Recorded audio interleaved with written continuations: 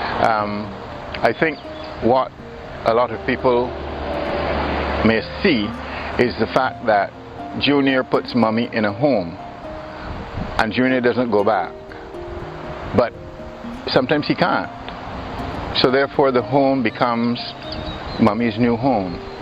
And it's no longer then a domestic issue. To me, it's an institutionalized issue that has to be dealt with very differently.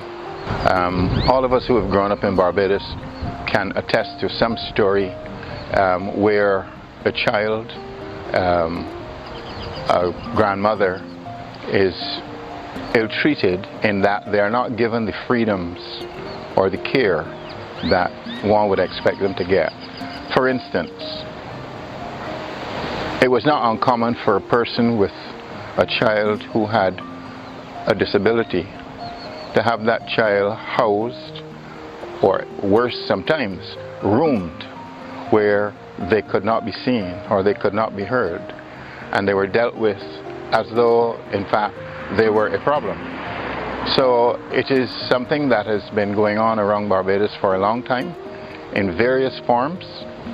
It is now becoming more of an issue because more people are willing to talk about it, but almost every one of us knew of some home where a grandmother was not seen or where a child was kept but not heard of. So, you know, I think it's an institutionalized behavior that is not new to Barbados. It takes a bit of empathy to understand what it would be like to be in that person's shoes. Sympathy is not it. You have to be empathetic. You have to understand what they are going through and what they're facing. And from experiences which touch pretty close, I would say that to me it would be quite traumatic. You're accustomed to certain freedoms. You are not a fool, even though you might become slow.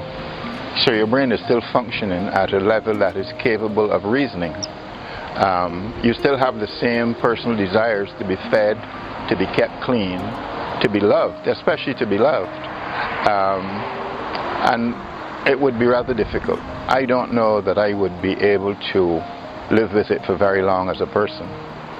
You know, and if I may say here, we talk about abuse from a point of view of striking, pushing and whatnot. But one of the things that I found in my experience as I journeyed through life was that the abuse of loneliness is the greatest abuse that the elderly person has to suffer.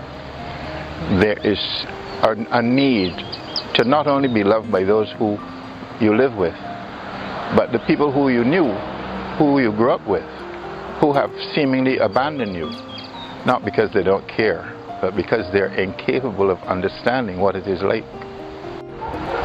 There's not a lot that you can do as an individual. It has to be a broader outreach. Become involved with organizations or institutions that offer protection, that offer training, because that is one of the big things.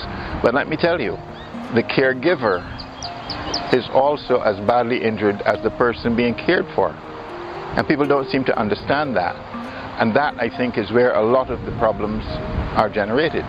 Because you can become extremely exhausted, you can become extremely frustrated, you can become almost a lord, you know, because you now have someone who you are controlling. But they are controlling you, because every whimper, every requirement, and it is fatiguing. It is extremely fatiguing for the caregiver. But a lot of people don't seem to remember that. So I'd say that we need to have some sort of improved communication, education, information dissemination, so that all sectors, the elderly who are victims as well as the victimizers, who are made to understand what the task is, because it's not a small task. During the progress of time, the frustrations that the caregiver can face can in fact erode their tolerance level, make them want to strike out. And who are they going to strike out against if there's no one else there but the person who is creating that stress? You know, you are tired you didn't get very much sleep last night because of the function you're performing, and you're trying to not sleep but get a quiet moment, and there's a voice calling your attention, and 5 minutes after you've attended to what that voice is calling for, it calls again. And you know, like all of us having a grandmother around the house, there are times that you said to yourself, "Oh, Granny, don't confuse me." But when you now have to look after a person who is not a granny, that "don't confuse me" can become a little bit more aggressive.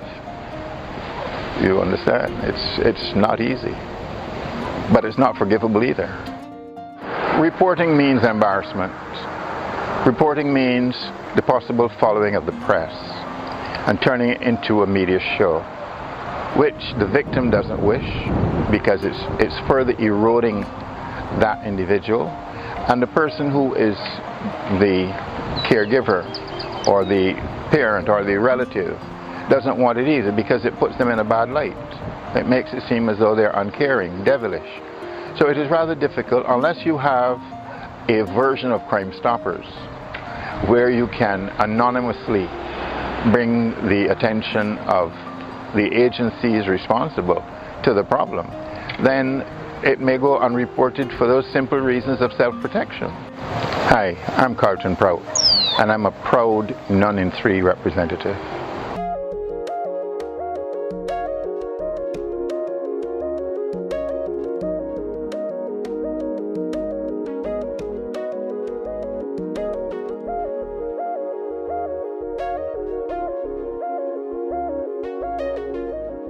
This is an EU-funded project.